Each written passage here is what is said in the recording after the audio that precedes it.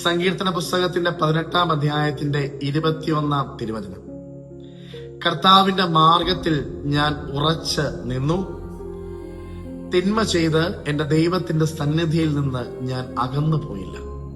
ഈശ്വരൻ ഏറ്റവും പ്രിയമുള്ളവരെ, പലപ്പോഴും നമ്മുടെ ജീവിതത്തിൽ തിന്മ എന്ന് ഞാനും നിങ്ങൾ കരുതുന്നത് വലിയ കാര്യങ്ങളൊക്കെ. അതുകൊണ്ടാണ് പലപ്പോഴും നമ്മൾ പറയാറുള്ളത്, അങ്ങനെ വലിയ പാപമൊന്നും ഞാൻ ചെയ്യുന്നില്ല അച്ഛാ എന്ന് പറയാറുള്ളത്. എന്നാൽ ചെറിയ കാര്യങ്ങൾ എന്റെ നിങ്ങളുടെ ജീവിതത്തിൽ ഉപേക്ഷയോടെ കാണുന്നത് തന്നെ വലിയ പാപമാണ് പ്രിയമുള്ളവരെ. Our God is a God of small things. ചെറിയ കാര്യങ്ങളുടെ ദൈവമാണ് കർത്താവ് എന്ന് പറയാറുണ്ട്. അവൻ സൂക്ഷ്മതയോടെ ചെറിയ കാര്യങ്ങളെ വീക്ഷിക്കുന്നവനാണ്.